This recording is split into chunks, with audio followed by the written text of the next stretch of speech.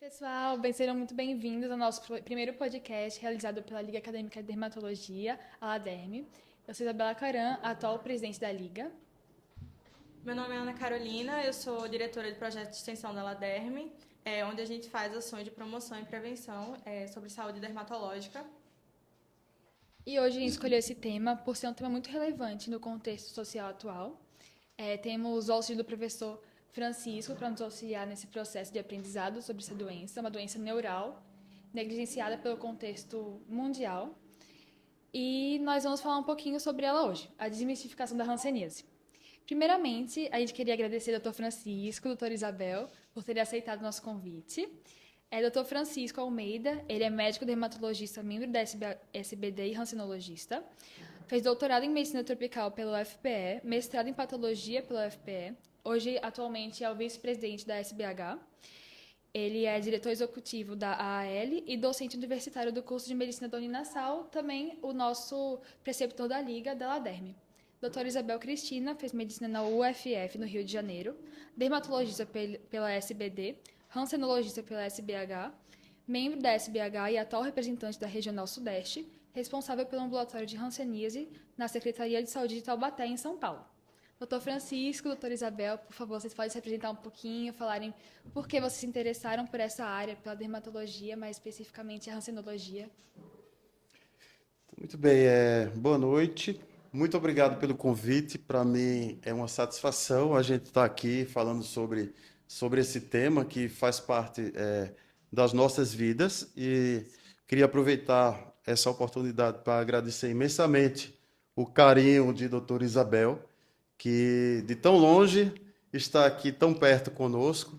A doutora Isabel está nesse momento em Taubaté, mas não mediu esforços para que aceitasse o convite da LADERM.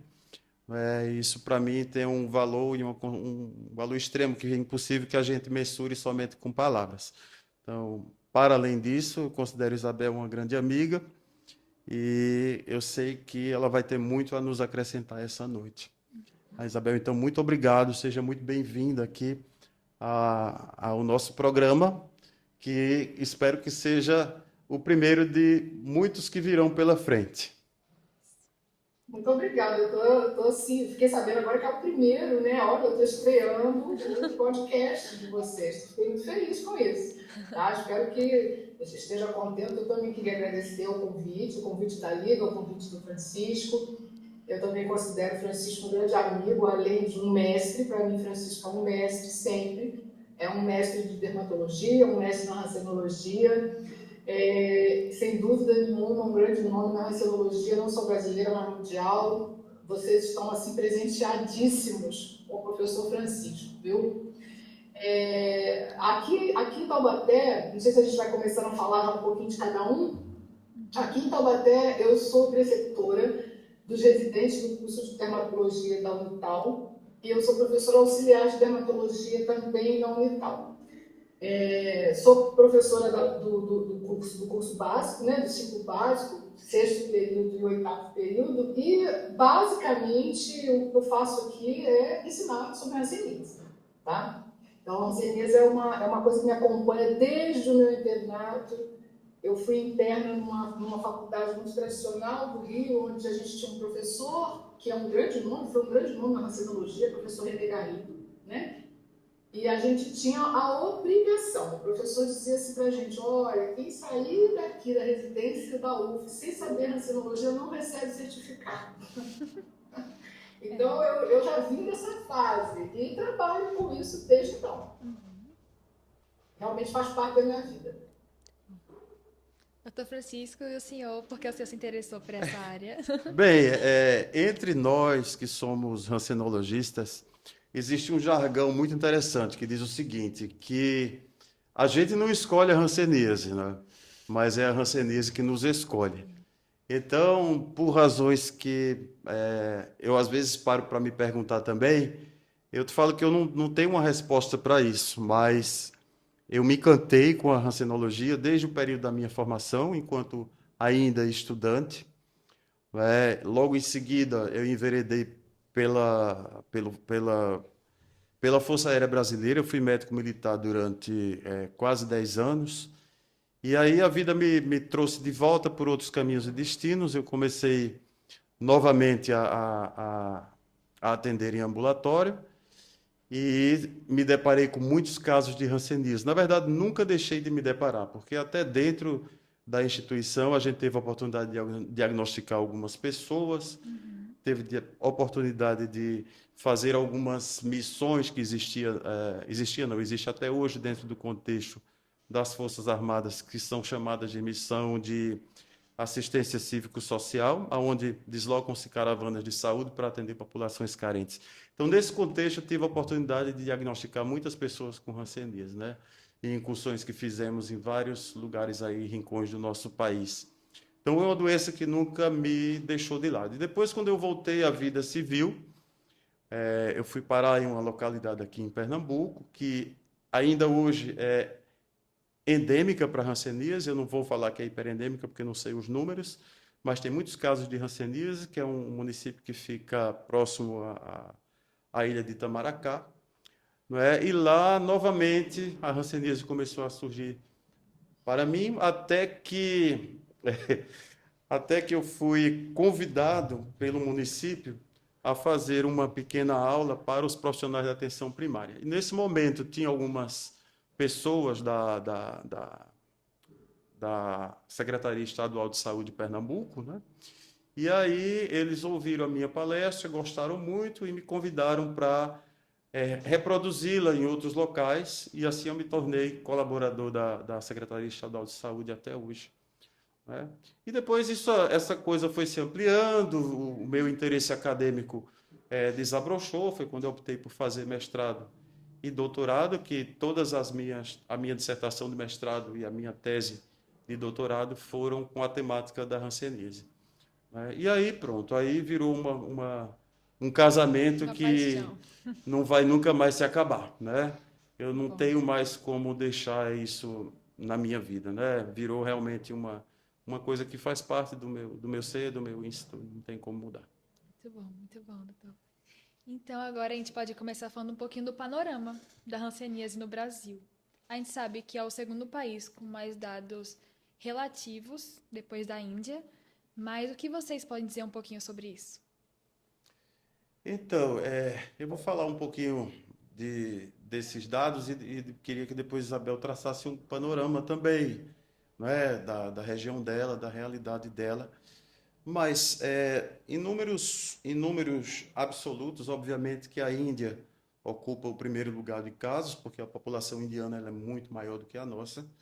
Mas quando a gente puxa esses dados, como você bem colocou, para dados relativos, o nosso país ele ocupa o primeiro lugar em casos de hanseníase. Em um primeiro momento, isso pode ser considerado ruim. Por outro lado, ainda estamos diagnosticando hanseníase. Não como deveríamos, mas ainda estamos diagnosticando.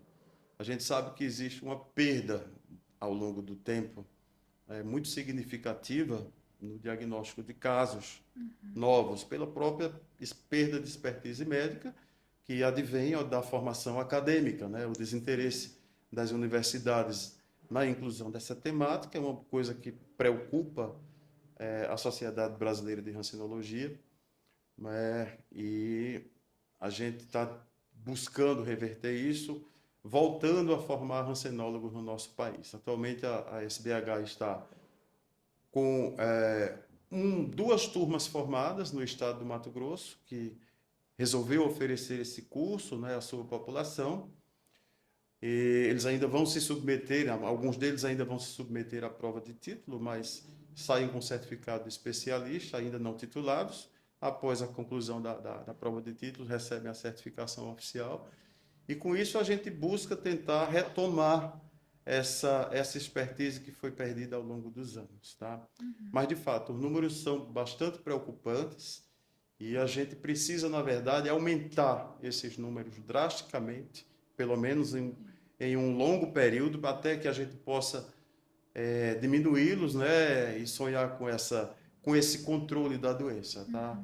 Eu acho que um grande equívoco por parte das autoridades é utilizar o termo eliminação, assim como, pior ainda, falar em erradicação, porque é um vislumbre que ainda eu acho que vai perpassar por muitas gerações. Tá? Então, eu queria que Isabel complementasse essa minha linha de raciocínio. Isabel, por favor. É verdade, eu acho assim, toda vez que eu ouço a gente falar assim, olha, é legal porque a gente está diagnosticando mais, eu também acho que é por aí, eu só acho que a gente não está diagnosticando mais, a gente está tentando falar sobre números reais, né? Porque, na verdade, tudo que a gente recebe de informação em relação aos números são subdados, né? Então, quando a gente fala assim, a gente está diagnosticando mais, a gente está tentando chegar próximo ao número real. A gente sabe que é muito mais do que a gente tem conhecimento em relação a dados, né? Aqui na região de São Paulo, é um estado considerado um estado com um bom controle da hanseníase, e isso não existe. Em qualquer cidade onde você vai trabalhar, onde exista uma pessoa que saiba atender hanseníase, tenha conhecimento sobre hanseníase, os números explodem. Tá? Eu já fui médica de 3 cidades aqui no Vale, e nas 3 cidades eu te contei a mesma história. Né? Isabel, o que está acontecendo? Onde é que você acha tanta hanseníase? Aqui em Taubaté, eu estou 16 anos nesse ambulatório. Só para vocês terem noção, eu cheguei aqui, eu encontrei um ambulatório com um arquivo de 12 prontuários. Quando eu cheguei aqui 16 anos atrás. Hoje, eu não tenho mais arquivo, não tenho mais onde guardar prontuário. No momento, eu tenho 60 pacientes em tratamento. Eu fiz um mutirão de comunicantes e entre agosto e fevereiro eu atendi 140 comunicantes. Agora eu tenho uma lista de 130 me aguardando para examinar. Então, vocês terem noção, né, do problema que a gente tem. Então, a gente tem uma anemia oculta absurda. E que só vai resolver, na minha opinião, com base, com a educação lá dentro do curso, aumentar, incrementar, enriquecer o currículo dentro dos cursos de saúde, não só de medicina, né? Eu acho que curso de saúde no Brasil hoje tem que ter uma cadeira chamada hansenologia. A situação já pede isso, né? Isso é urgente. Estou começando um projeto aqui na Unital. Ontem, inclusive, por coincidência, foi o primeiro dia da aula desse projeto. Eu vou entrar com a cadeira hansenologia. Eu fui aceita aqui na grade do curso. Então, dentro da Infecto, vai ter uma cadeira chamada hansenologia. Eu comecei ontem com os alunos. E o meu objetivo vai ser teórico-prático. Eu vou passar um pouquinho de teoria, mas eu quero ensinar como se entrevista um paciente, como se colhe uma história, como que se examina, como que se pensa em hanseníase. Né? A gente tem que pensar na doença e fazer diagnóstico. Então, eu acho que a gente precisa mudar essa realidade. Eu acho que sem passar pela educação é impossível. Depender de gestor, eu acho impraticável. Realmente. É um quadro muito difícil, né? O atual, quem está vivendo, no caso. Mas é uma doença tão antiga, né? Foi a primeira vez que ela foi falada, que citaram ela, foi no Antigo Testamento, né? Então, por que até hoje tem essa dificuldade, tem esse processo dificultoso? Então, eu costumo dizer que na hanseníase a gente tem mais perguntas do que respostas, até os dias de hoje. Realmente. Na verdade, a doença que é citada no Levítico, a gente sabe hoje que não se tratava somente da hanseníase, né? Naquela época, obviamente, que não se conheciam micro-organismos e bactérias, vírus, etc., coisa e tal. E o que se chamava, como se chamava a doença antigamente, de lepra, na verdade, era um conjunto de doenças que se exteriorizavam na pele. Então, para as pessoas da época, muitas delas eram associadas a uma impureza espiritual, né? Então, por isso, por conta desse entendimento equivocado ao longo das gerações e dos milênios, né, que até hoje a doença carrega consigo uma vasta dose de preconceito e da sensação eventual de punição, de castigo divino. E são coisas que a gente, enquanto médico, deve lutar bravamente, né, até os dias de hoje, para que isso se dissipe. A hanseníase nada mais é do que uma doença infecciosa, tratável e curável na maioria dos casos. Tá? Então, por isso, né, por essa razão. E a bactéria ela é única. A bactéria ela tem características que só ela tem. né, em relação ao seu tempo de multiplicação, por exemplo, e o nosso maior problema, que é a predileção dessa bactéria pelos nossos nervos, né? A hanseníase, longe de ser uma doença dermatológica, é uma doença neurológica com manifestações cutâneas na sua fase mais avançada. É verdade. Então, por favor, Isabel, complementa para a gente um pouquinho da sua visão. Exatamente. Eu acho que uma das coisas que a gente precisa começar a aprender, primeiro, é o preconceito dentro do próprio profissional de saúde, né? Ele é muito grande. O próprio profissional de saúde dá esse diagnóstico, formular esse diagnóstico. Então, a primeira barreira. O preconceito está dentro do serviço de saúde, está dentro do profissional de saúde, além do que aquilo que o paciente encontra na sociedade. Então, eu acho que o preconceito ele vem da falta de informação. Eu vejo muito isso aqui, quando eu faço capacitação profissional, eu percebo muito isso. Existe as pessoas ficam meio que assim, muito receio de dar o diagnóstico. Então, às vezes, quando a gente termina uma aula, a gente fala, olha, mas você tem todos os critérios clínicos para diagnosticar hanseníase. E as pessoas não querem diagnosticar. Não é, Francisco, né? Assim que a gente encontra aí no dia a dia? Sim, é dessa maneira. Inclusive, a gente também sabe que existem colegas que, eventualmente, por falta de conhecimento adequado sobre a doença, desdiagnosticam os pacientes, não é? E com isso causam uma confusão muito grande, né, na cabecinha deles. Sim. E só em alguns casos, quando a doença se manifesta de fato de forma rica e florida, é que a gente recebe esse paciente de volta, né, com Sim. o desdiagnóstico que foi feito lá atrás, isso quando ele volta para a gente, né? Porque às vezes os casos desdiagnosticados se perdem e acabam sendo confundidos com um monte de outras doenças, não é? Porque a hanseníase faz uma interface muito grande, quase, eu poderia até ousar falar que com todas as especialidades médicas, né? Porque é uma doença neural, sim, mas muito além de uma doença neural, também é uma doença sistêmica. Sendo uma doença sistêmica, sobretudo nos casos mais avançados, ela não vai se limitar aos nervos periféricos, não vai se limitar à pele, ela vai atingir várias estruturas, né? Estruturas relacionadas à locomoção, sistema osteoarticular, estruturas Sistema renal, até, né? linfáticas, suprarrenais, medula óssea, fígado, baço, órgãos Tudo. linfóides, enfim. Então, Hoje já tem até indícios de sistema nervoso central, né? sim, sistema nervoso central. A gente sabe que existe hanseníase no sistema nervoso central. A gente tem poucos artigos ainda publicados, acho que talvez uns 8 a 10, mas já tem uma revisão sistemática sobre esse assunto.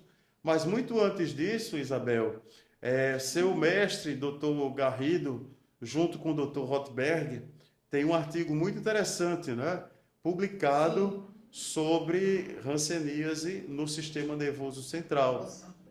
Que naquela época foi visto, obviamente que não se tinha imagem como se tem hoje, mas foi visto com necrópsia, né?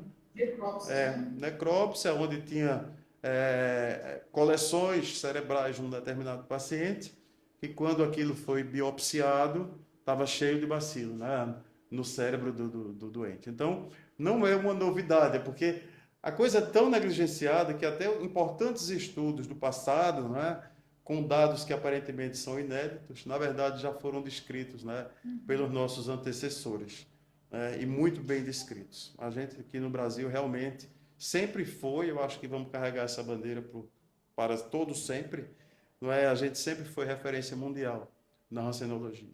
É uma pena que nem sempre as autoridades de saúde nos dão ouvidos, Sim. como também não deram ouvidos aos nossos ancestrais no passado. Talvez, se assim fosse, a gente tivesse um panorama melhor em relação a esses números tão preocupantes. Verdade. O senhor poderia falar um pouquinho em relação ao estigma associado à hanseníase, tanto o estigma social, tanto dentro da própria área da saúde, porque tem esse estigma, está relacionado também ao contexto histórico da doença. Desenvolver um pouquinho sobre isso.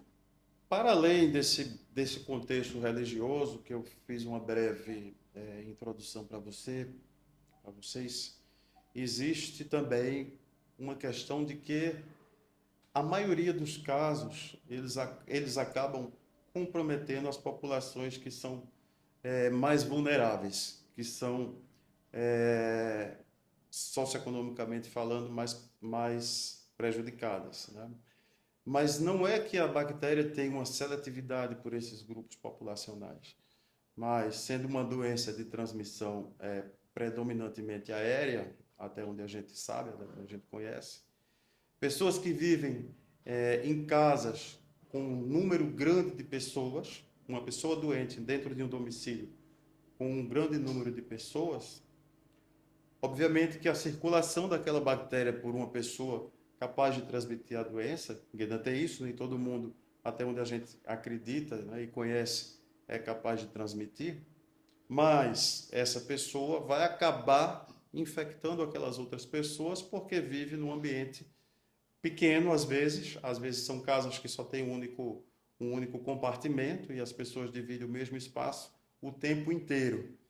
Então elas recebem uma carga da bactéria muito elevada e por essa razão elas acabam também adoecendo. E para além disso, a gente tem o contexto do que a gente costuma chamar de grandes aglomerados urbanos, né? As casas das periferias, das grandes e das pequenas cidades também, acabam sendo muito próximas uma das outras, em condições sanitárias também muito precárias, e isso tudo, obviamente, que favorece o surgimento de doenças como, não somente a hanseníase, mas como uma série de outras doenças infecciosas que acabam sendo prevalentes nessa população. Todavia, a bactéria não é seletiva, ela não escolhe casta social. Contudo, é uma observação que eu quero que Isabel me ajude a completar nesse raciocínio, nessa linha de raciocínio.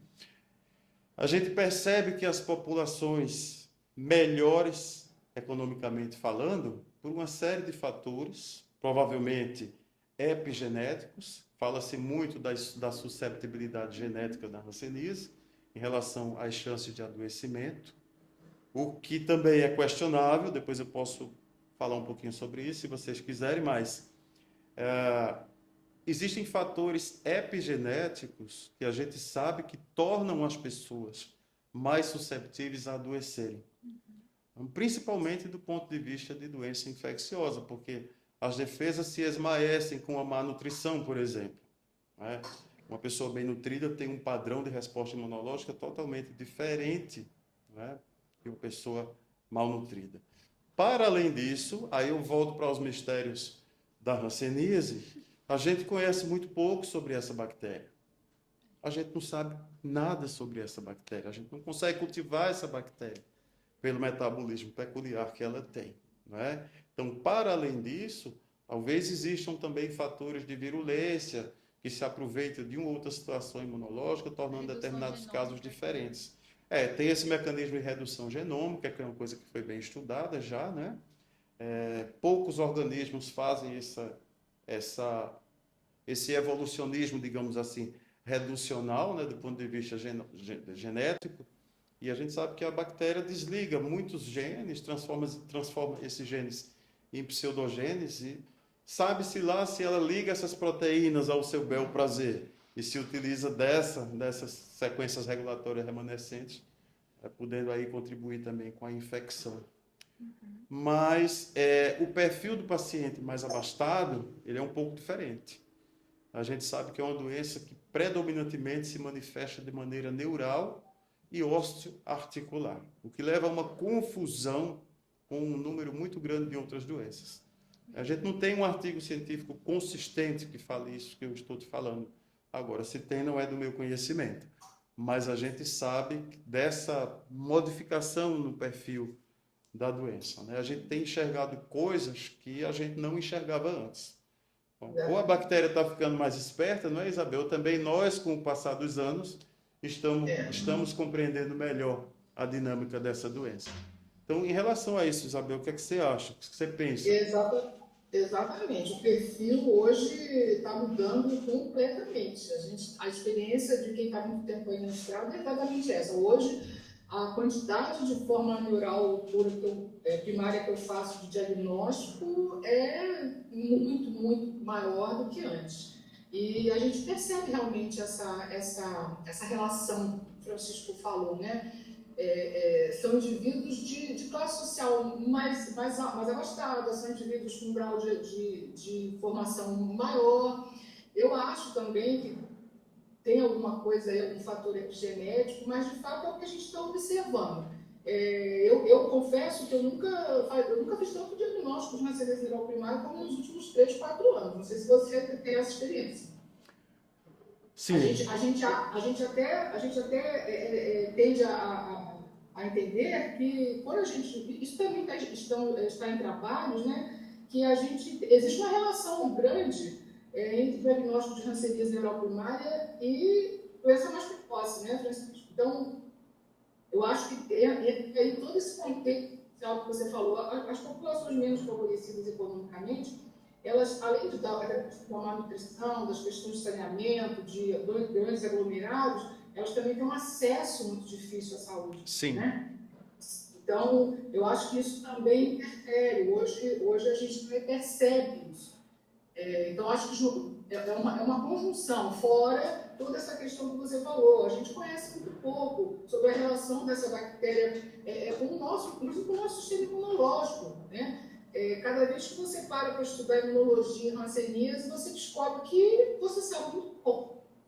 Não é verdade? Cada vez que você tenta estudar essa relação para entender a evolução da doença, a resposta aos medicamentos, você chega à conclusão que a gente ainda precisa estudar muito sobre essa bactéria. Existe muita coisa ainda que a gente não sabe. É fato. Então, puxando um pouquinho para essa questão da imunidade. A gente sabe que tem imunidade inata e adaptativa. Adaptativa com resposta TH1, com formação de granulomas, TH2 com globias, liberação de PGL1, e TH17 com estímulo maior ainda para a resposta TH1 e liberação de neutrófilos. Você poderia explicar um pouquinho dessa imunidade para a gente, deixar mais simples o processo? Mas a menina deixou a parte mais difícil para mim. Veja só, a imunologia da hanseníase é bastante complexa para a gente tentar resumir com poucas palavras, mas de certa maneira você já fez uma boa introdução, Isabela. De fato a gente tem, e é por isso que a doença não se manifesta de uma maneira só nas pessoas, né? Então, para que outras pessoas que porventura nos assistam compreendam melhor, né, o que eu vou tentar colocar aqui de maneira bem simples, é que como a gente conhece pouco sobre essa interação, a doença se manifesta de várias maneiras distintas nas pessoas. Então, não é que existam várias hanseníases, a hanseníase é uma doença só, mas com manifestações clínicas bastante distintas, uma vez que a pessoa foi susceptível e adoeceu, não é? Houve falha na imunidade, que a gente chama de inata, né? Houve falha em parte da sua imunidade adaptativa e a bactéria conseguiu vencer essas barreiras iniciais. Então, quando isso acontece, o paciente ele pode desenvolver uma boa resposta imunológica, como a bactéria precisa estar dentro de uma célula para se reproduzir. Então, a gente precisa que tenha uma boa imunidade, chamada de imunocelular, que é aquela que vai fazer aquela célula doente ou eliminar o patógeno com mecanismos intracelulares dela, ou fazer com que aquela célula doente seja fagocitada pelos nossos macrófagos e o problema ele seja resolvido, digamos assim, ou parcialmente resolvido. Né? Então, essa resposta é a resposta que torna as pessoas com um perfil de doença mais controlado. Não é? Nem por isso menos grave, depois eu me faço entender. Não é? Por outro lado, tem pessoas em que, por razões que a gente não consegue estabelecer muito bem, não desenvolvem um perfil de doença desta maneira. O bacilo consegue subverter as respostas imunológicas iniciais, por alguma razão, não é? E passa, inclusive, até a parasitar aquelas células que seriam para fagocitá-lo, que são os nossos macrófagos, subvertendo as respostas imunológicas dessas células. Né? Então, além disso, né, ele está lá dentro da célula de Schwann, que é uma célula que não tem uma boa ativação do ponto de vista imunológico, né? Verdade. Tampouco devido à vascularização do próprio sistema nervoso, né? O afluxo de células inflamatórias, como é uma célula imunologicamente inerte, ele se faz de maneira muito mais lenta, mais devagar. E aí o bacilo ele vai parasitando e destruindo as células nervosas e vai se disseminando pelo organismo, porque toda essa resposta necessária para que ele seja efetivamente eliminado, ela acaba sendo adormecida. E, por outro lado, devido à produção de uma proteína, que é inclusive essa proteína que dá acesso do bacilo à célula de Schwann, que é o PGL1, né? A gente cria anticorpos, que é o anti-PGL1, que são mensuráveis e ajudam inclusive a gente nas estratégias diagnósticas, né? Ou de monitoramento também, mas que acaba que, do ponto de vista imunológico, essa proteína ela é inerte. Né? Ela não vai despertar a reatividade imune nos nossos doentes. E assim eles vão se tornando disseminados, claro que tudo tem um certo limite. Esse aqui é o grande problema das formas disseminadas. A doença é tão paradoxal que os doentes que são mais bacilíferos, que têm mais quantidade de bacilos, inflamam menos, porque eles não fazem esse leque de resposta inflamatória e, consequentemente, do ponto de vista clínico, eles se tornam assintomáticos. E evoluem assintomáticos por muitos anos. Tudo tem um certo limite, obviamente. Mas por muitos anos. Com esses muitos anos, ao longo dessa trajetória, ele infecta várias pessoas. Dessa quantidade que vai ser infectada, boa parte dela, a gente não sabe quanto, 5 a 10% é um número tirado assim, não é, do nada. A gente sabe quando a gente vai buscar os papers que esse número ele não corresponde à realidade, infecta uma grande quantidade de pessoas e algumas vão se tornar doentes. Dessas, algumas vão ser diagnosticadas, mais uma vez, outras não. E o ciclo se repete e a coisa se perpetua, né? E se torna realmente um verdadeiro desafio, né? O nosso grande sonho, né, Isabel, é um teste, né, um exame que pudesse detectar alterações mínimas ali possíveis que fossem suficientes para a gente estabelecer um diagnóstico. Infelizmente, essa bala de prata, ela não existe ainda, né? Nenhum teste ele é suficiente para você fechar um diagnóstico. Até os mais avançados de biologia molecular, que detecta o DNA do bacilo, se ele for negativo, ele não vai excluir que aquela pessoa está doente. Verdade. Talvez, né, Isabel, o nosso maior desafio seja realmente praticar a boa e velha medicina, né? Porque talvez seja o único rincão, talvez eu vou ousar falar, uma das únicas, se não a única doença, aonde de fato o jargão médico de que a clínica é soberana, ele se faz presente e necessário. De fato. De fato. Eu costumo dizer que em hanseníase tudo é possível, né? Você diante de um paciente, ainda mais que essa trajetória toda que você traçou aí das respostas imunológicas, elas também conferem essa característica para a doença, né, Francisco? É uma doença que ela para mim é a grande simuladora, né, mesmo. Você tem interface com doenças infecciosas, você tem interface com doenças granulomatosas, você tem até com doenças inflamatórias, pela manifestação clínica, né? E parece que quanto mais a gente tem ferramentas, quanto mais a gente usa ferramentas diagnósticas, mais a gente valoriza a avaliação clínica. Isso eu vejo na minha prática. Então, eu tenho pacientes com todos os perfis, né? Você tem um paciente que tem baciloscopia negativa, com PCR de raspado negativo, com PCR de biópsia negativo, ultrassom de nervo que é tudo de hanseníase, uma eletroneurobiografia normal e uma estenciometria normal. Aí o que vai fazer você fazer o diagnóstico de hanseníase?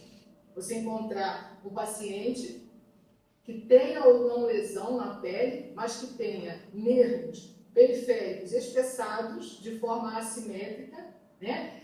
Com focalidade na alteração de sensibilidade. Pronto, acabou. Não é isso, Francisco? Você encontrou isso, né? Eu falo para os alunos assim, vocês estão no Brasil ou na Índia, a partir do momento que você encontrou uma neuropatia periférica hipertrófica, focal e assimétrica, com alteração de sensibilidade, até que se prova o contrário, isso é hanseníase. Então, com exame positivo, com exame negativo, com lesão de pele, sem lesão de pele. Esse é o nosso dia a dia, essa é a nossa prática. É a avaliação clínica, é colocar a mão no paciente, é colher uma boa história, é saber palpar nervos, é saber fazer uma avaliação de teste de sensibilidade, é saber interpretar uma avaliação neurológica simplificada, saber interpretar uma anestesiometria, tanto no diagnóstico quanto no segmento. É isso que vai ajudar a gente a fazer o diagnóstico. E cada vez que passa, eu fico mais convencida disso. Perfeito. E depois que a gente estabelece esse diagnóstico, a gente não pode esquecer de tentar localizar essa fonte de transmissão, de onde veio, na tentativa de, pelo menos naquele microambiente domiciliar, a gente interromper essa cadeia epidemiológica de transmissão.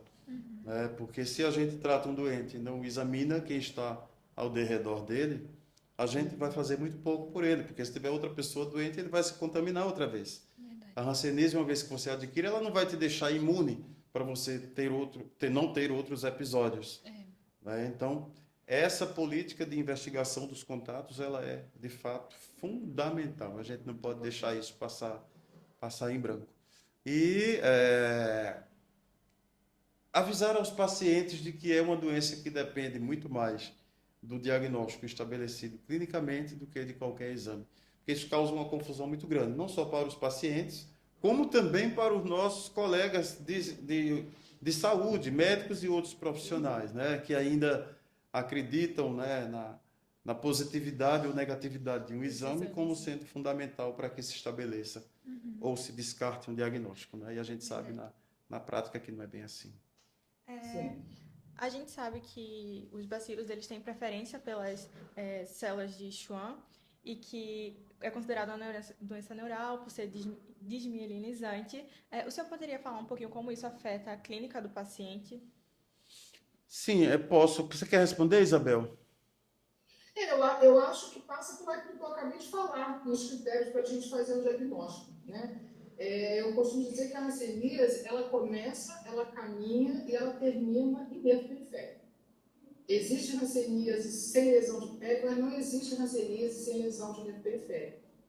Então, a questão da ação da bactéria a nível das fibras do sistema nervoso periférico, que aí a gente tem que lembrar que você tem lá tanto a fibra sensitiva, quanto a fibra lá da placa motora, quanto a fibra do sistema nervoso autonômico, né, todas elas podem ser acometidas, elas vão levar a um quadro, basicamente, de neuropatia periférica. Então, é um indivíduo que vai trazer para a gente queixas que nos remetem a um quadro de neuropatia periférica. Então, hoje a gente sabe que, por exemplo, a queixa mais frequente da hanseníase não é mais uma lesão de pele. A queixa mais frequente do paciente com hanseníase é dor. Isso é uma coisa que a gente constata todo dia. Então, é aquele paciente que se apresenta para você com aquelas queixas que te remetem a uma neuropatia periférica. E aí a gente vai tentar saber que tipo de neuropatia periférica ele tem. Né? Então, o paciente que ele pode ter as lesões de pele, ele pode ter as áreas de alopecia, né, as áreas de rarefação de pelo. Por que tem as áreas de rarefação de pelo? Porque ele já teve ali um acometimento de fibra do sistema nervoso autonômico. A gente tem as fibras do sistema nervoso autonômico que inervam o músculo de todo o pelo e as glândulas. Então, se você, suoridas. Então, se você tem uma alteração do sistema nervoso autonômico, você pode ter alteração do suor, diminuição do suor, você pode ter queda de pelo. Então, isso justifica as alterações que você vê na pele. E isso faz parte do quadro de neuropatia periférica, autonômica, mas é uma neuropatia periférica. E aí você vai ter alteração de sensibilidade térmica dolorosa tátil, você vai ter, com evoluída doença, se você não fizer o diagnóstico, se não fizer o tratamento, esse paciente pode chegar ao cometimento lá das fibras da placa motora, e aí o indivíduo evolui para as sequelas, né, motoras, as sequelas da hanseníase, aquilo que a gente não quer que aconteça. Então, é basicamente isso. Você vai ter as lesões. Eu posso ter uma lesão de pele, por exemplo, paciente na fase indeterminada ou na fase inicial, que a gente até brinca um pouquinho, né? A maioria dos pacientes que a gente fala que está na fase inicial indeterminada, que tem aquela uma conchinha ou duas, que são mais clarinhas que a pele, que tem uma alteraçãozinha discreta de sensibilidade, que a gente classificaria como I, que tem uma baciloscopia negativa, que você faz uma biópsia, você nem acha o bacilo, você acha aquele infiltrado inflamatório ali específico, Normalmente, quando você vai examinar os nervos periféricos desse paciente, você vai encontrar uma neuropatia periférica, hipertrófica, assimétrica e focal. Então, é essa a realidade da hanseníase, né? Para isso que a gente tem que ficar bastante atento. E de fato, a classificação clínica chamada indeterminada, ela não é aceita, não é, no mundo todo. E no Brasil tem uma miscelânea, porque, tudo bem, a gente usa uma classificação de 1953 na ficha de notificação compulsória da doença, né? Divide os pacientes nas formas clínicas indeterminada, tuberculoide, dimorfa, virchoviana e não classificada. Então, depois, em 1966, veio o Ridley Joplin, que são dois pesquisadores, né? E subdividiram esse grupo de dimorfo. Então, a gente fala em dimorfo tuberculoide e dimorfo virchoviano, com característica clínica, imunológica e histopatológica distinta, né, entre eles.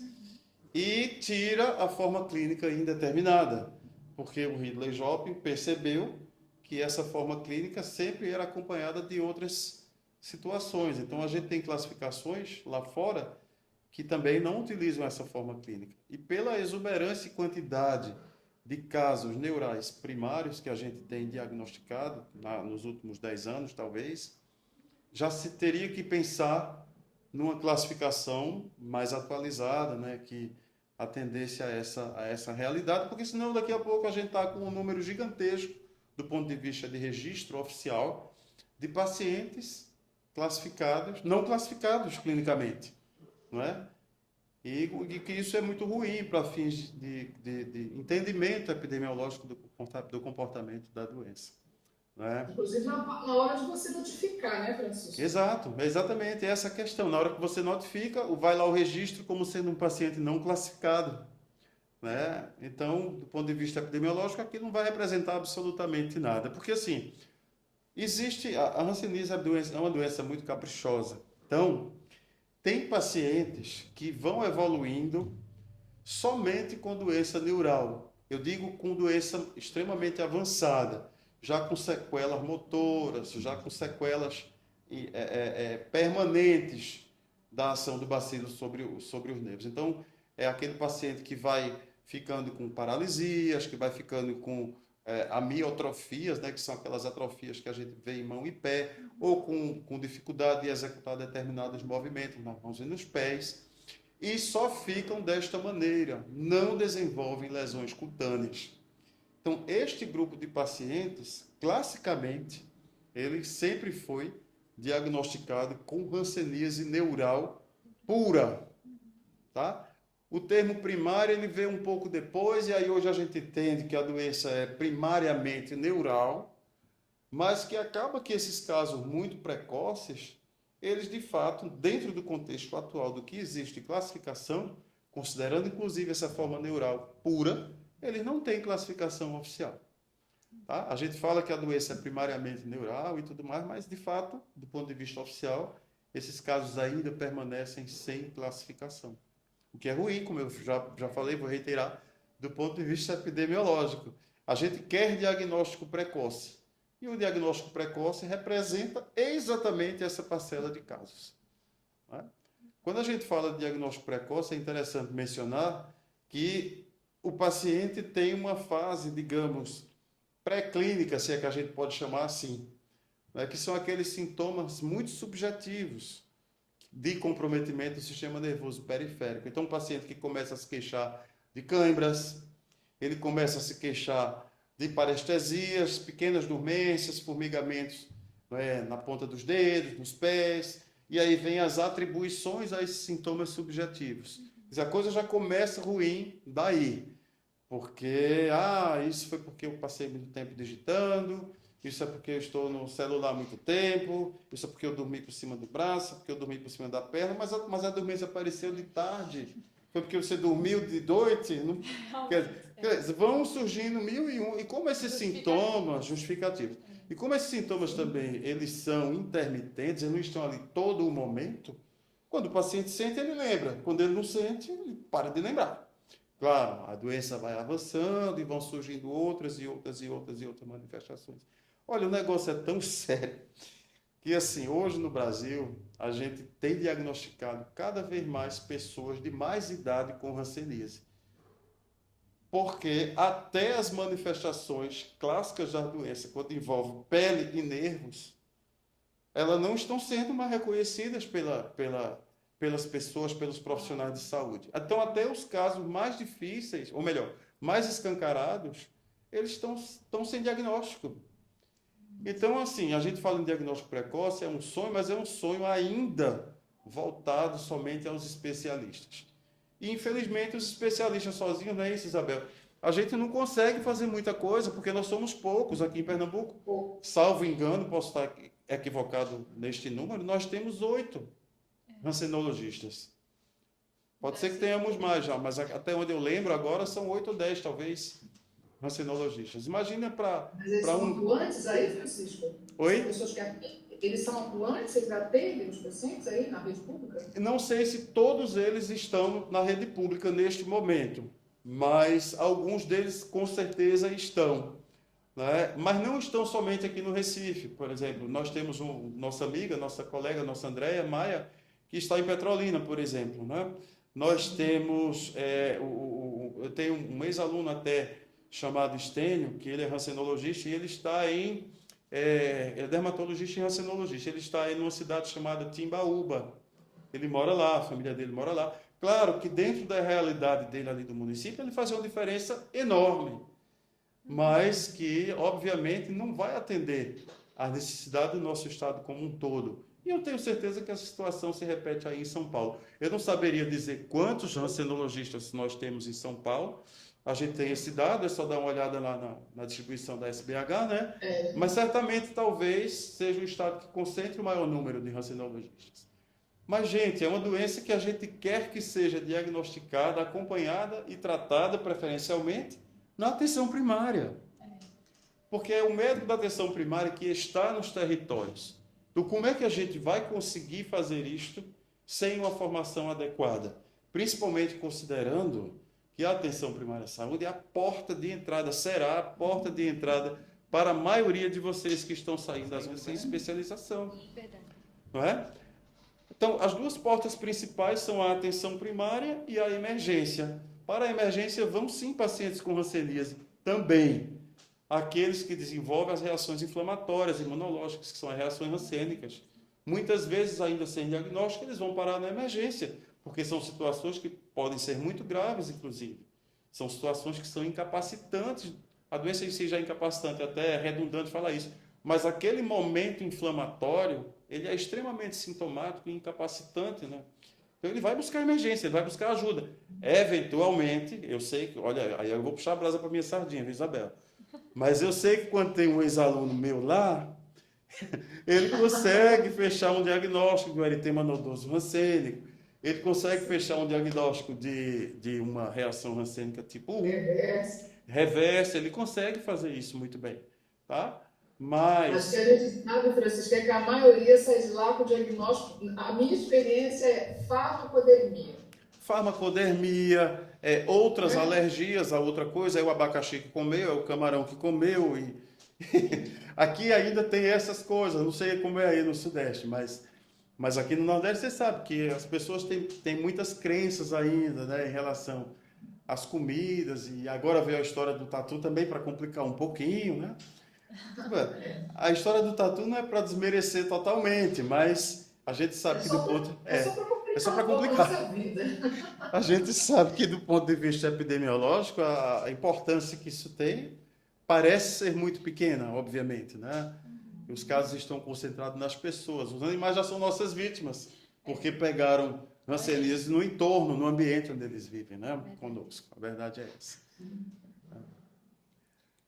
Sobre as características clínicas na fase inicial de comprometimento de nervos, o senhor pode falar um pouco sobre isso? Então, é sobre isso que a gente começou a falar, né? É porque uma coisa vai puxando a outra e a gente acaba que não conclui. Mas são esses sintomas de cãibras, de formigamentos, de picada, sensação de picada, de pinicada e principalmente aquilo que Isabel muito bem lembrou, dor. Tá? São dores que simulam, em algumas ocasiões e situações, situações reumatológicas. Tá? Então, é aquele paciente, por exemplo, que tem um comprometimento de uma fibra pequena do nervo radial, por exemplo, que passa por cima, se olhar o atlas de anatomia, você vai ver que ele passa por cima de um tendãozinho aqui, ó, do nosso póllux, do nosso polegar. E aí começa a doer e você vai mexer e, opa, tá dolorido aqui em cima. Aí você vai num profissional qualquer, XYZ, que vai palpar e vai dizer, não, mas isso é o seu tendão que está inflamado. Você está com tendinite, é claro, vive no celular, vive no Instagram, está com tendinite. Então, esses sintomas, eles são subestimados, são subavaliados, e aí a coisa progride. Aí você começa a ter dor nas articulações, que na verdade a articulação é comprometida também, mas antes da articulação tem pequenas fibras que passam por sobre a superfície articular, que se elas inflamarem na sua mão, por exemplo, e você apertar entre as juntas, você vai sentir doer, mas não é a sua articulação ainda que está doente. É aquela fibra nervosa que passa coladinho ali na sua proeminência óssea. Então, quer dizer, isso são coisas que o especialista vai entendendo, vai aprendendo, mas a pessoa que não tem formação, né, que aprende que é doença de pele, não sei o que, não se atém a essas manifestações muito sutis. E um problema também, Isabel, em relação às neuropatias periféricas, eu concordo com você. A gente tem sempre que pensar, em primeiro lugar, em hanseníase, até porque as outras acontecem, obviamente, e existem, mas são muito raras. A gente vive num país endêmico, com algumas localidades hiperendêmicas para a doença. Então, ora, se me aparece um paciente dizendo que tem tendinite no município XYZ, que tem um contexto hiperendêmico para a doença, eu vou acreditar que esse paciente tem o quê, gente? Que ele tem uma tendinopatia por uso excessivo da função? Sem contar, Isabel, a quantidade de pacientes que às vezes são cirurgiados com diagnóstico de síndrome do túnel do carpo. Nossa. E quando a gente vai examinar, tem vários nervos comprometidos. Então, melhora a sintomatologia daquele túnel do carpo, claro, porque você libera o nervo com a cirurgia e tudo mais, mas o paciente permanece sem diagnóstico, sem tratamento, vai apresentar outras manifestações, e aí, se não tiver lesão de pele, vem outros diagnósticos, até porque ele não vai procurar um especialista, porque ninguém vai falar para ele que ele tem essa doença. Nem que pode ter. Ou que possa vir a apresentar essa doença. Não é isso mesmo, Isabel? E aí começa a via crucis. Tem que lembrar que a hanseníase é uma doença de evolução crônica arrastada, né, espectral. Então, a gente tem que lembrar que, enquanto a gente tem hanseníase, a gente também tem outras doenças. Né? Então, os pacientes eles também têm comorbidades que ou a doença que ele tem ou o tratamento que ele faz também mascaram a hanseníase. Então, a minha dissertação no mestrado, inclusive, é a prevalência de hanseníase em paciente diagnosticado com fibromialgia. Esse é o trabalho que eu estou fazendo. Então, o que a gente observa? O paciente, eu falo que o paciente com hanseníase, ele tem todo o tempo do mundo para ter todas as outras doenças. Então, nada impede que um paciente que tenha uma fibromialgia tenha hanseníase. Nada impede que um paciente que tenha um alerta por alguma atividade profissional, ele tenha uma hanseníase. Qual que é a característica, o que vai diferenciar isso das outras doenças? Não existe alteração de sensibilidade focal e assimétrica da hanseníase. Eu não tenho, a fibromialgia ou a síndrome do túnel do carpo, ou a artrite reumatoide, ela jamais vai justificar esse padrão de apresentação de neuropatia periférica que só a hanseníase tem. Né? Então, é para isso que a gente tem que estar atento. Então, assim, olha, igual o Francisco falou, eu tenho diagnosticado hanseníase hoje na faixa dos 65, 75, 80 anos. O paciente, quando chega nessa idade, ele já tem outras doenças, ele já passou por outras doenças, ele já passou por outros tratamentos, ele às vezes está com outros tratamentos, né? E aí você vai examinar, como eu tenho caso ultimamente aqui, vários, já alguns, né, de artrite reumatoide, onde a paciente realmente tem uma artrite reumatoide. Está lá, está bonitinha a artrite reumatoide, mas ela tem uma focalidade, uma assimetria na palpação dos nervos, ela tem uma alteração focal também de sensibilidade, ela tem uma estesiometria que não é em espelho, é focal e assimétrica. A artrite reumatoide não dá isso. Né? Então, é esse o raciocínio. Você tem tempo para ter outras doenças, só que nós estamos num país endêmico. Né? A hanseníase ela pode, sim, ser doença de base, vamos dizer assim, entre aspas, para muitas pessoas. A endemia oculta hoje na hanseníase é estimada é altíssima. Os últimos números que eu vi aí, antes da pandemia, estavam em 260, 280 mil. Eu acredito que tem muito mais que isso, né? Certamente, né? Para isso tem um trabalho que eu gosto muito de falar sobre ele, mostrar inclusive aos meus estudantes, que é o Miss Millions, que é um trabalho que você deve conhecer, Isabel, que são os milhões perdidos, né? No diagnóstico da hanseníase. Então a gente tem um número constante em torno de 500 mil casos diagnosticados anualmente. Então, a implementação global da poliquimioterapia, que é o mesmo tratamento que a gente utiliza hoje há mais de 40, quase 50 anos, aqui no Brasil, mas no mundo um pouquinho antes. Então, quando houve a implementação da quimioterapia, foi um alento muito grande, porque antes os doentes eram conduzidos com monoterapia sulfônica só, e já tinha casos de resistência. Então, quer dizer, houve o advento do tratamento e uma expectativa e uma esperança muito grande de que aquilo fosse o gold standard, digamos assim, né? Que ia resolver o problema da hanseníase. E a gente sabe que isso não aconteceu. Porém, nessa época, com talvez o entusiasmo, a empolgação das autoridades globais de saúde, houve um fomento, a capacitação e o treinamento muito grande de equipes de saúde ao longo do mundo. Então, isso fez com que os números atingisse até patamares de 800 e poucas mil pessoas diagnosticadas por ano. Então, veio o ano 2000, acredita-se que aqueles números eram o pico, o ápice dos diagnósticos, e aí se recua nessa estratégia e os números começam a declinar, não é? Mas declinam de uma forma tão vertiginosa do ponto de vista de curva epidemiológica, que a gente sabe que é impossível para uma doença de condição crônica, como a hanseníase que tem um decréscimo vertiginoso da forma que a curva se apresenta. Então, são números que estão disponíveis. Esse trabalho está disponível também, mostra isso com um gráfico muito interessante de se ver, né? E a gente pode, inclusive, reproduzir o Miss Million no Brasil também, porque isso também aconteceu no Brasil. Então, é uma realidade global que a gente também transfere para o nosso país.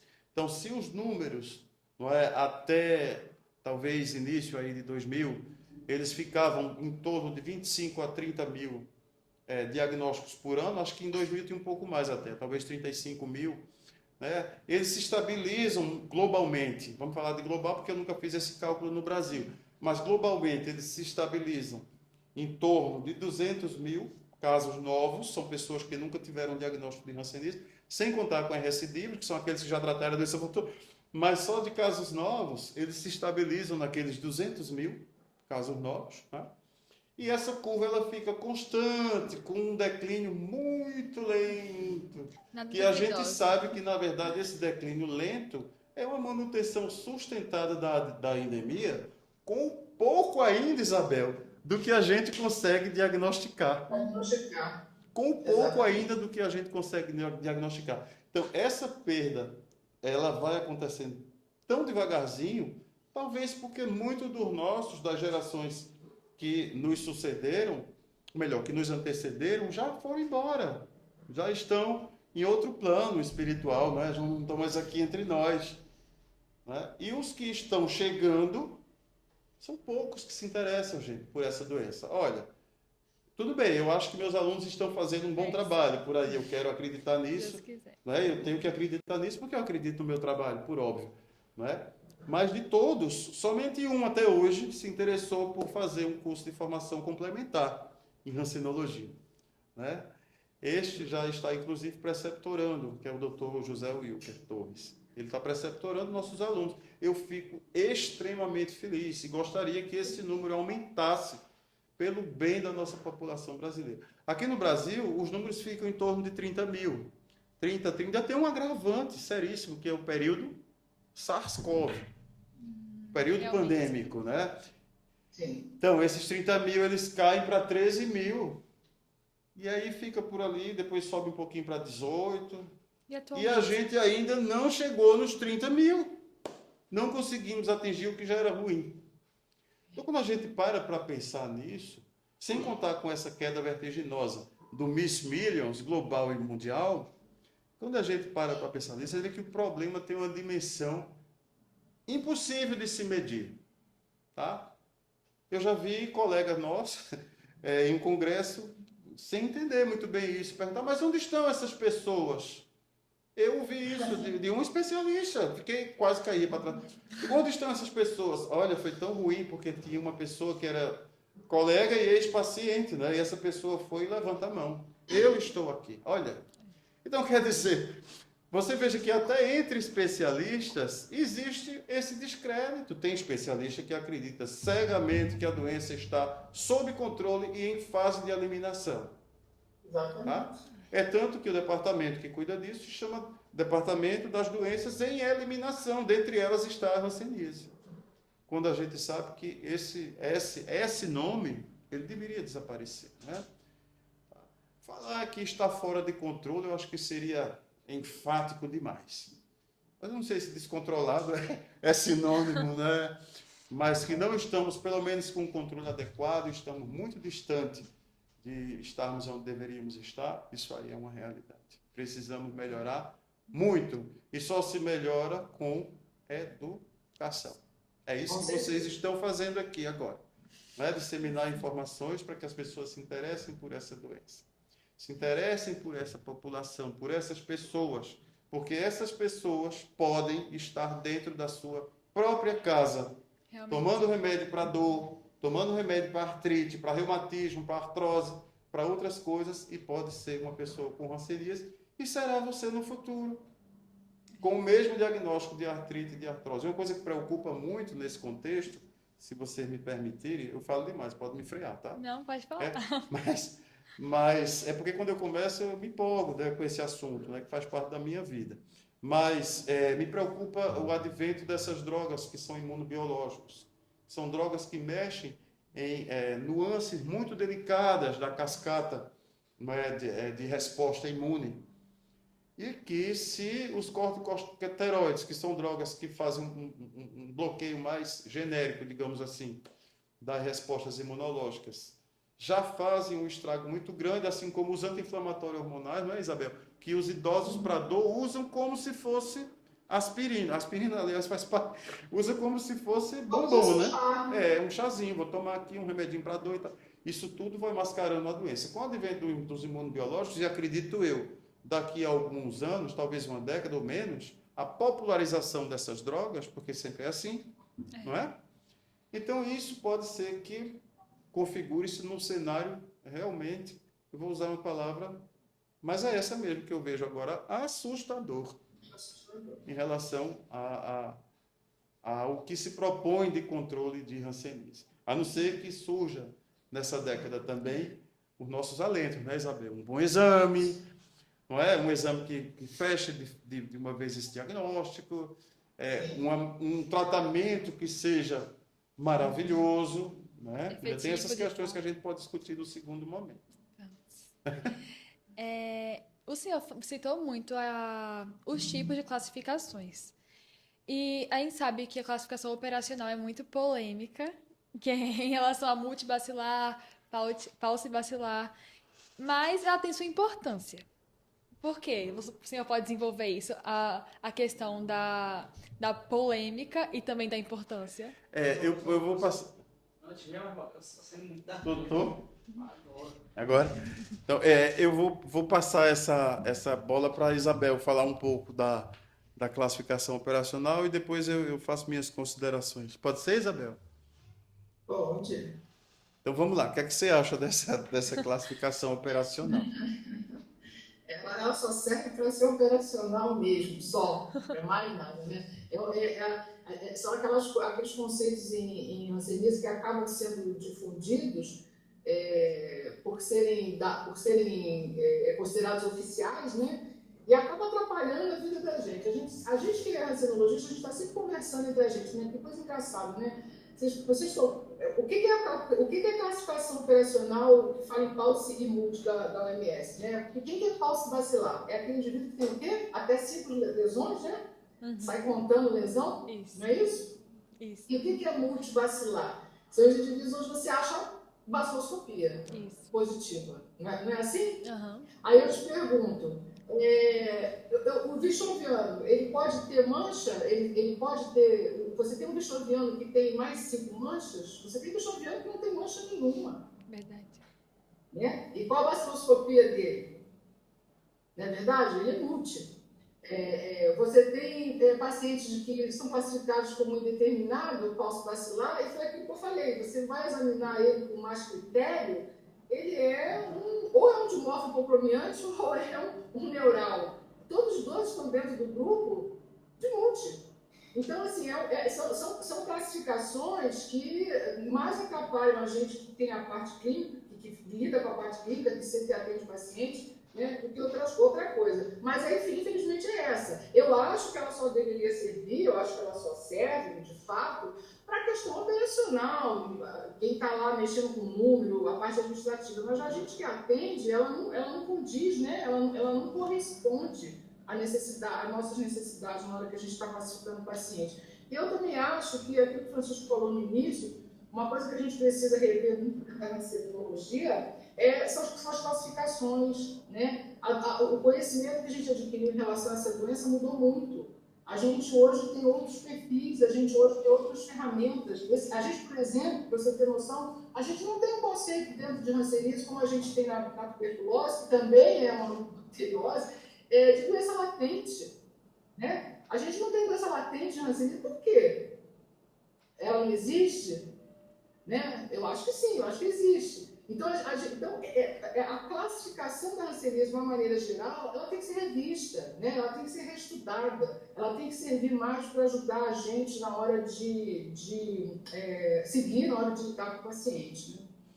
Né? Para além disso, viu, Isabel, tem aqueles pacientes também que têm infecção subclínica, sem lesão, com nervo comprometido e baciloscopia positiva. E a gente não tem classificação para esses doentes, exceto neural, talvez. Mas na neural, o que está na definição de neural? Pois é. Baciloscopia negativa, né? Baciloscopia negativa, pois e aí, quando você vai fazer o perfil do neural, tem uns trabalhos aí bons mostrando que ela tem um perfil laboratorial de multibacilar. Eventualmente, se você fizer uma biópsia de nervo, no trajeto, no ponto correto do nervo, você pode encontrar bacilo, mesmo paciente sem lesão de pele. Né?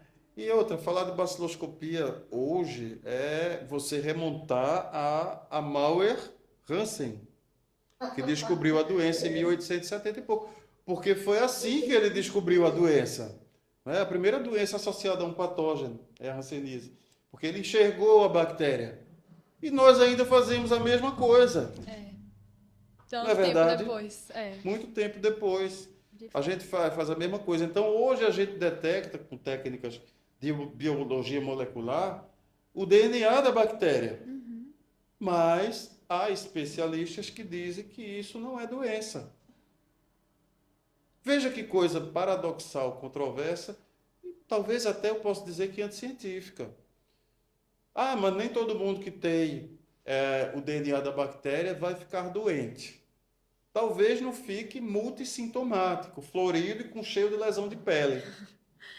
Mas veja, a partir do momento que a bactéria foi detectada no seu organismo, na intimidade do seu tecido, significa dizer que você respirou essa bactéria, ou ela entrou de alguma outra maneira, vamos falar da forma mais aceita, que é essa mesmo, circulou pelo seu organismo, foi parar dentro do seu tecido, e talvez esteja dentro do seu nervo, esperando o momento certo para começar a lhe agredir. E ainda assim não se deve tratar, então vamos esquecer de tratar infecção latente pelo Mycobacterium tuberculosis? Ou será que se trata a infecção latente da tuberculose porque ela atinge mais equanimamente a pirâmide social, de maneira vertical e mata, e a hanseníase talvez não mate, mas maltrate? Sem nem saberem, né? Que é ela que está Talvez não mate, a gente não tem uma notificação precisa dos óbitos provocados por hanseníase em sua fase avançada. mas é uma doença que incapacita, que destrói a vida da pessoa, geralmente na fase mais produtiva de vida. Não vamos nem conversar sobre as crianças, senão eu vou me deprimir. Não, Porque é uma problemática seríssima também. A gente precisa trazer a rancenologia para a próxima pediatria, gente. Sim. Não é? O exame neurológico infantil, palpação de tronco nervoso periférico, ele não é feito de rotina. Quantas crianças passam sem diagnóstico? A maioria das crianças que a gente pega, ou é em caso muito avançado, ou é quando aparece com lesão de pele, que aí é bom porque a pessoa enxerga a lesão de pele, ou são crianças sequeladas. Ou são crianças sequeladas. Nosso estado não está... No Brasil, nós somos os campeões, né, Francisco? Exato, nosso sequela em menor de 15 anos. menor de 15 anos. Nosso estado não está bem nesse número. E assim, de certa maneira está porque está diagnosticando. Mas quanto mais de crianças você diagnostica numa determinada área, significa dizer que mais adultos doentes naquela área existem que não estão sendo diagnosticados. Então, essas crianças elas podem sim evoluir para incapacidades quando já não são pessoas, crianças com algum problema, né, decorrente, alguma sequela decorrente da própria hanseníase. Então, é um problema de fato muito grave que tem que ser visto com muita atenção. E mais uma vez eu vou falar isso, vou repetir isso insistentemente. E a gente pode até depois pensar num tema só sobre isso. A gente tem que trazer outros especialistas para compreender que a hanseníase está também diante deles, dentro do seu exercício profissional. Ele deveria ter a obrigação de reconhecer uma doença tão prevalente no nosso meio.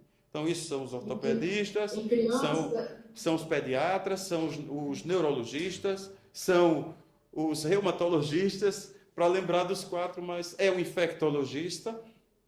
Ortopedista. Já falei, o ortopedista, o reumato, o infecto, não é? Aliás, todas essas são áreas de atuação. Toda a equipe multidisciplinar, né? Eu digo assim, eu estou falando, eu não estou nem ainda falando dos outros profissionais de saúde, eu estou falando dos outros médicos especialistas, o cirurgião vascular, Verdade. que se depara, né, com muitas queixas, por conta da insuficiência venosa, isso é aquilo, então esse também deveria estar inserido nesse contexto. Então, ou seja, é realmente uma interface multifacetada com praticamente todas as especialidades médicas. E se você não reconhece, acha que a doença foi eliminada, acha que a doença está controlada, acha que é restrita a um subgrupo populacional e não fecha o diagnóstico.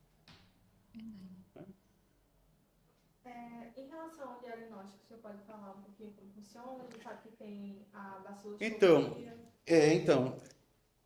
Eu gostaria, porque Isabel trouxe um caso clínico para nos apresentar. Tem um caso clínico que pode trazer muita luz para a gente em relação aos exames e a lesões de pele e tal, e a gente sabe que quem está nos assistindo sempre tem uma curiosidade muito grande. Só vamos conversar, não vamos mostrar nada? Sim. Então, Isabel, se você puder nos dar esse presente, eu peço que você compartilhe esse caso conosco, tá? Para aí depois a gente discute rapidinho, já estamos aqui 1h15, acho que talvez a gente até passe um pouco, mas vamos tentar ver se a gente consegue não se estender demais, para não ficar muito cansativo também, para quem não está nos assistindo.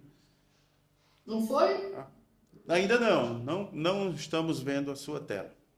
Então, gente, eu trouxe um caso clássico, né, para a gente poder ter exatamente essa noção de tudo que a gente conversou aqui, né? E como que o conceito equivocado de uma doença erradicada, muitas vezes os gestores falam mesmo em doença erradicada, eu coloquei erradicada de propósito, né? É isso que eu ouço normalmente do gestor. Como que isso mantém a imperícia no diagnóstico, né, e perpetua aquilo que o Francisco falou da cadeia de transmissão. Então, é tão importante a gente fazer o diagnóstico para livrar o paciente da doença, para livrar o paciente da sequela, né, para reinserir ele na sociedade, reinserir ele na família, mas também para quebrar a cadeia de transmissão, né? Então, a hanseníase, o acometimento dermatológico, as sequelas relacionadas diretamente com o estigma social, tudo que a gente falou aqui, o atraso no diagnóstico, no início do tratamento, pode levar às incapacidades físicas, que na maioria das vezes são permanentes, e é isso, a gente aumenta a taxa de transmissibilidade, então a gente não atua na quebra de cadeia de transmissão. Então, Então, aqui, o meu paciente é um paciente de 47 anos, masculino, natural da Bahia, procedente de Taubaté. Ele foi encaminhado ao ambulatório por uma coceira, ele queixava-se de coceira, que há 2 anos ele tinha essa queixa e tinha caroços, ele se queixava de caroço no corpo há 1 ano. Esse paciente ele teve vários atendimentos, tanto nas UPAs daqui, né, de atendimento de emergência, como nas unidades de saúde. Ele trouxe para mim várias receitas, aquilo que eu falei, antistamínico, corticoide, creme, enfim. Ele nega comorbidades, não tinha na época nenhum medicamento de uso contínuo, não reconhecia história de hanseníase em familiares e contactantes, né? É uma coisa que eu sempre lembro para os alunos, na hora que você vai perguntar ao paciente, você jamais pergunta, tem algum caso de hanseníase na família? A gente não fala isso, né? Se a gente está se queixando que nem um profissional de saúde sabe o que é hanseníase, imagina a gente achar que a maioria dos pacientes sabe. Então, a gente tem que fazer perguntas que remetam a esse quadro todo que a gente discutiu aqui, né? Então, eu sempre abordo os pacientes assim, você tem algum caso na sua família que você lembre de alguma doença de pele que tratava em postinho? Essa é a minha primeira pergunta. Depois eu pergunto assim, você tem algum caso na família daquele reumatismo que não melhorava, de algum paciente que andava de bengala, ou até na cadeira de rodas, que tinha feridas nas pernas, que tinha aquelas úlceras que não cicatrizavam nunca. Aí a gente começa a colher a história, tá? Então é uma dica para os alunos aí na anamnese. Bom, ele tinha uma xerose difusa, uma infiltração da face dos pavilhões auriculares, ele tinha uma perfuração importante septo-nasal, mandarose de cílios e supercílios, tinha nódulos tubérculos e um nervo auricular magno visível e palpável, do lado direito. Tinha áreas com diminuição de pelo no tórax, edema e cirrose nos pés e nas mãos, tinha um desvio cubital, úlceras nos membros inferiores, nervos palpáveis, espessados e com choque nos membros superiores e inferiores. Então, é aquilo que eu falei. Ele tem tudo que a gente espera do paciente com hanseníase, não é verdade? Por essa descrição. Esse é o paciente que ficou andando nas unidades de saúde de Taubaté por 2 anos. O que vocês estão percebendo aí? A face infiltrada. Sim, o que mais? Deformidades. Ele tem uma face infiltrada, ele tem uma lesão ali no lado inferior, que eu vou dar um close daqui a pouco. Bem infiltrada, né? Isso. Ele tem algumas falhas ali no supercílio, ó, então uma madarosezinha bem na parte proximal, na outra na caudal também. Nossa. Olha o pavilhão auricular desse paciente, tem até uma lesãozinha ulcerada ali no lobo da orelha. Ele tem uma estrutura neurológica visível.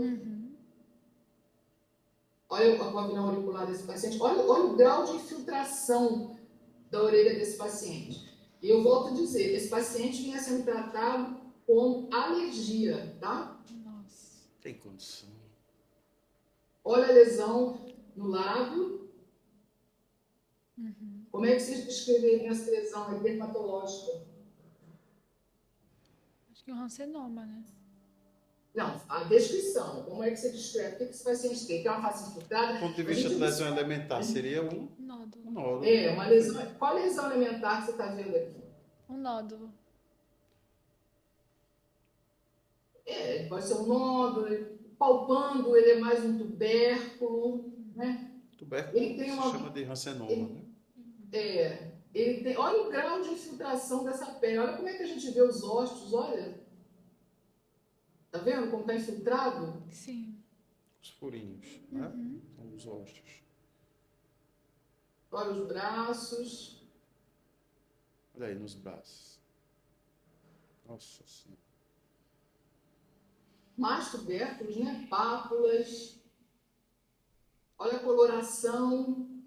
E o que eu acho interessante, gente, é que quando esse paciente me falou que ele recebeu o diagnóstico de alergia, porque ele falava que tinha coceira, eu perguntei para ele, como é que... eu não vi esse paciente escoriado, sabe? O paciente que está há 2 anos com coceira, o dermatologista, a gente tem muito esse feeling, né? Eu falei, olha, mas onde que você coça? Eu não estou vendo escoriação. Ele falou, não tô. Sabe o que parece? Parece que tem um monte de bichinho andando debaixo da minha pele. Isso é o que ele dizia que era coceira.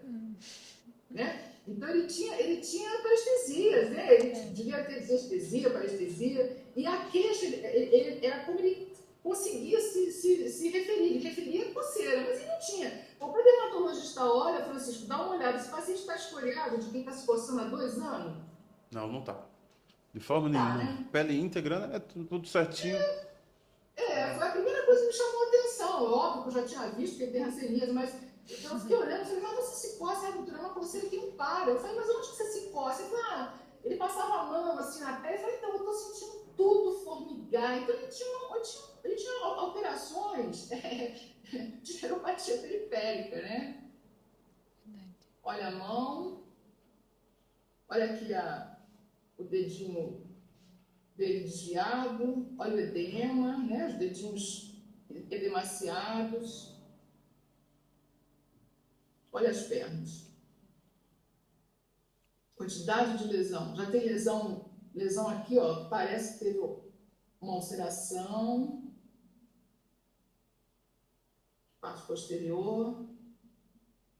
Olha a quantidade de lesão, olha. Acenoma, né? Úlcera de membros inferiores. Olha a xerose que esse paciente tem. Muito grande. Olha o grau de xerose e a úlcera. Segundo ele, essa úlcera tinha anos.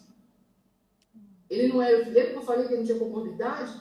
Ele não era etilista, tabagista, ele não era obeso, ele não tinha diabetes, ele não tinha nada que justificasse uma úlcera dessa. Uma úlcera que, segundo ele, nem doía. Anos assim. Bom, aí a vaciloscopia veio com isso, vaciloscópio de 4.3, eu nem fiz biópsia nesse paciente, né? Foi para a estesiometria, na avaliação neurológica simplificada, a gente achou um grau de incapacidade 1, está aqui a estesiometria dele, aqui, ó, né?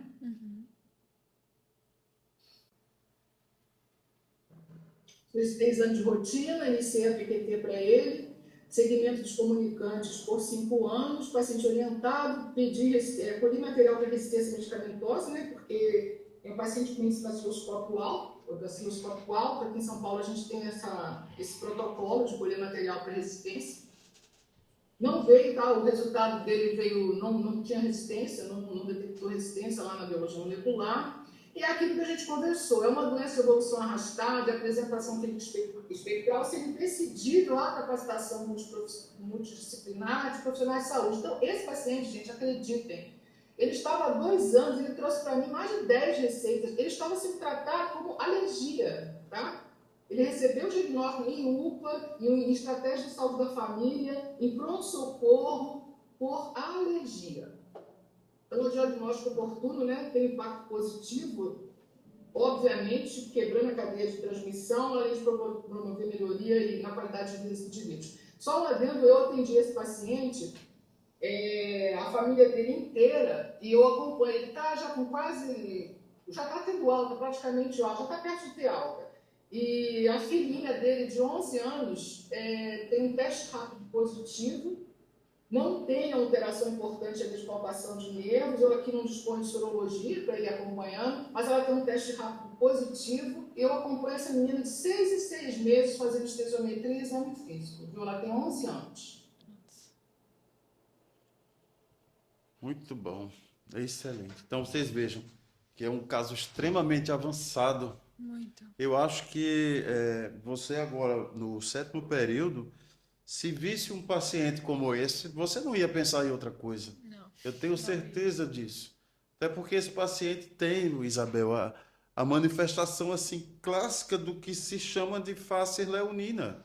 Classicamente. Não é? É um conceito que parece que até isso se Isso perdeu. que você falou, quando você falou naquele início, que nem os casos assim, escrachados estão sendo diagnosticados. Exatamente. E o que chama a atenção é que esse paciente, ele teve quando ele foi para ser atendido, ele virou para mim e falou assim, doutora, 2 vezes eu entrei no posto de saúde e vi uma foto que parecia comigo. Nossa. Vi uma foto que ele viu um cartaz, imagino eu, né? Não é isso? No posto de saúde, ele falou assim, eu vi uma foto e Jesus. parecia comigo. Eu falei pro doutor, eu não tenho aquela doença ali, não. Ele falou, não, senhor, isso é alergia.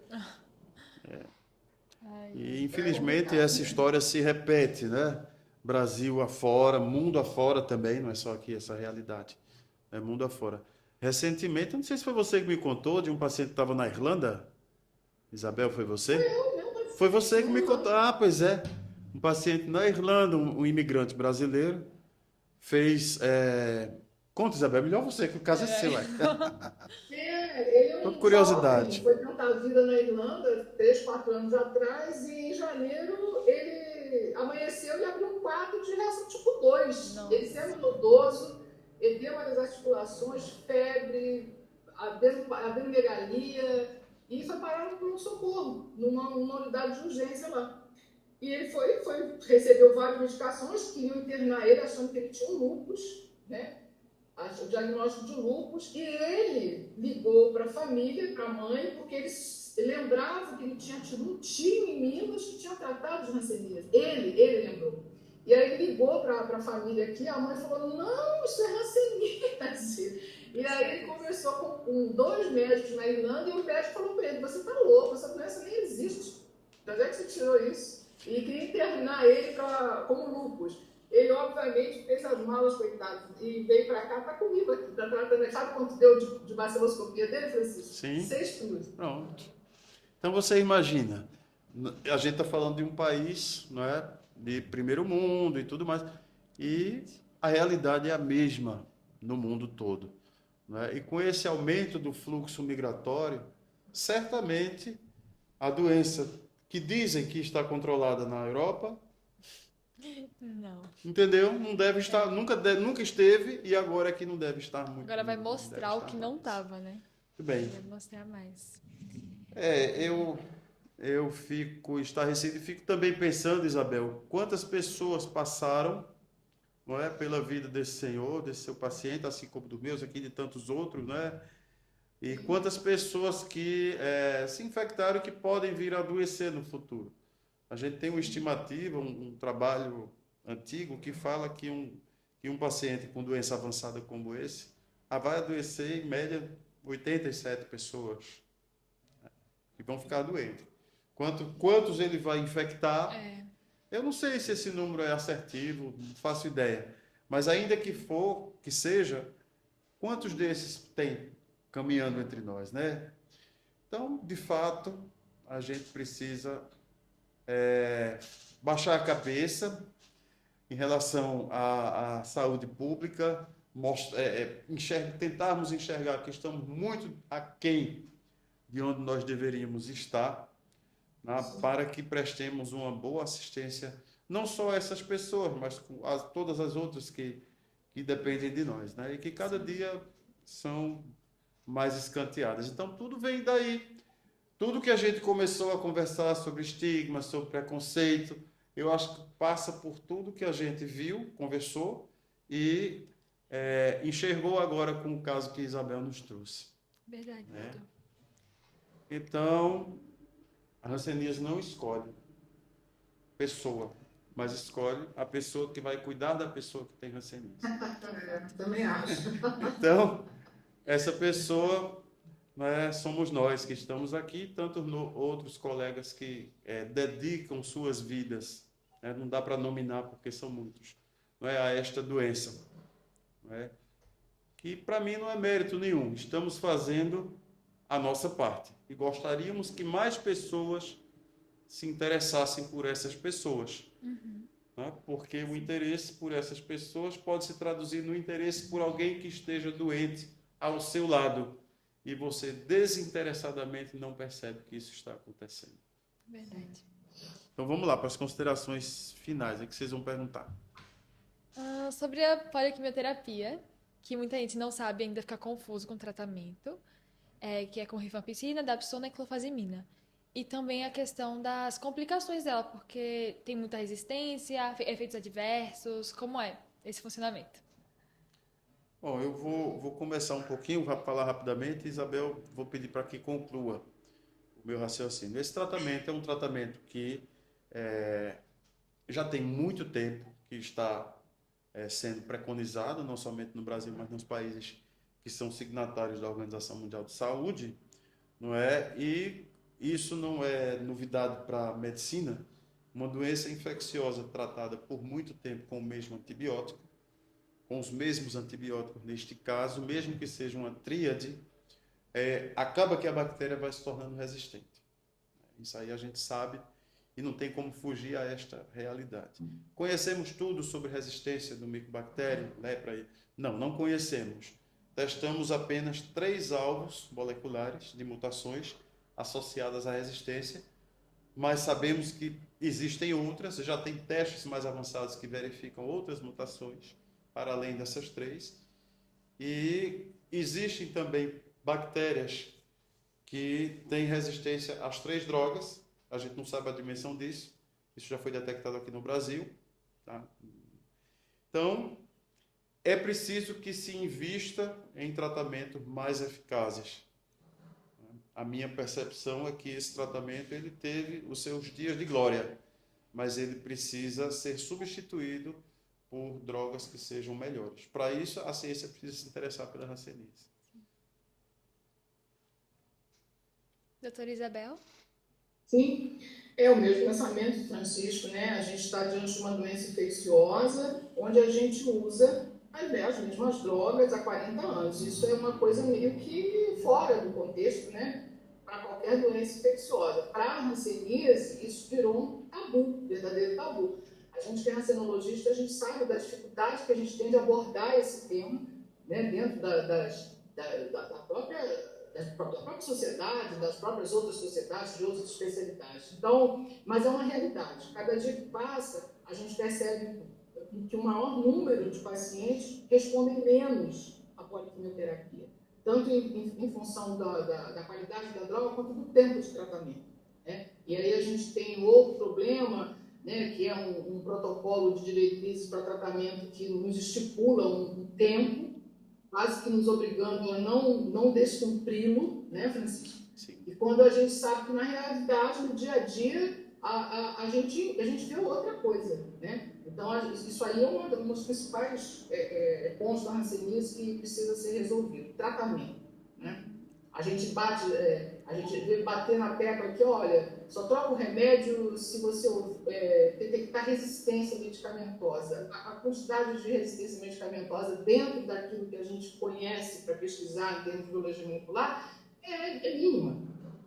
Então, a gente sabe que existem outros mecanismos, né? E que isso tem que ser repensado. Isso é uma coisa muito séria. Certamente. Eu concordo com Isabel. A gente precisa realmente repensar muitas coisas, né? Desde o diagnóstico até o tratamento, né? Desde de conceitos que foram sendo passados gerações após gerações sobre a doença que a ciência já derrubou, mas ainda são mistificados. A gente pode desmistificar no próximo episódio alguma coisa nesse sentido, né? Mas assim, eu vou me despedir agradecendo pelo convite, tá? Sim, obrigada. Para mim foi uma honra estar aqui diante de vocês, da Laderne, para falar um pouco sobre hanseníase. E eu espero que a gente continue esse bate-papo, que ainda tem muito que se falar, muito que se dizer. Verdade. Tá? E queria agradecer a Isabel pela disponibilidade de tempo, né? O tempo precioso que eu sei que né? Para que ela esteja aqui agora com a gente, deixando de fazer o que ela tem, não é, de mais urgente, mas sempre é urgente falar de hanseníase. Eu sei que ela pensa do mesmo jeito. Imagina, eu só tenho a agradecer, fiquei muito feliz em saber que esse é o primeiro, viu? Eu gostei muito dessa ideia. Nós somos o primeiro, então é legal, porque a gente começa a aprender, né? Sim. A gente viram outros, com certeza. Mas muitíssimo obrigado. E eu queria dizer aos alunos, né, que levem com vocês tudo isso que a gente falou aqui. A nossa esperança, né, ela basicamente está em vocês, né? Eu acho que esse pessoal que está se formando, que está fazendo medicina, que está pensando em ser médico, eu acho que é o principal pilar para a gente mudar essa história. Eu sempre pensei isso. É através da educação, é através da nossa intervenção nesses currículos dentro dos cursos de medicina, é que eu acho que a gente vai conseguir aí os melhores resultados. Então, abracem essa causa, a gente precisa disso, né? Eu e Francisco, daqui a pouco, a gente está cansado, a gente fala, ó, gente, tchau, né? Tá na hora de a gente estar um pouquinho, tem que ter um pessoal que assuma isso aí. Isso é verdade, é verdade. Esse gosto pela rancenologia, a gente tem que implementar isso aí dentro dos jovens, né? Estudantes de medicina. E assim, agradecer a nossa faculdade aqui também pelo espaço, não é? E agradecer pelo apoio que a gente recebe, pela autonomia que eles dão a nós, enquanto docentes, Isabel. Nós temos uma liberdade muito grande na Uninassal, porque eles confiam em nós, confiam em nosso trabalho. Então, eu me sinto muito livre para ensinar hanseníase dentro da minha grade de dermatologia. Tá? Então, isso é preciso que eu agradeça imensamente, porque a minha gratidão é para que se reverta em benefício para os doentes, porque, como você bem colocou, a esperança é exatamente nas gerações que nos sucederão. Isso. Sim. Então, muito obrigada em nome da Laderme, doutora Isabel, doutor Francisco. Foi uma honra. E espero que os próximos sejam melhores ainda. Obrigado. Viva! Obrigada. Boa noite. Boa Obrigada, noite. doutora Isabel.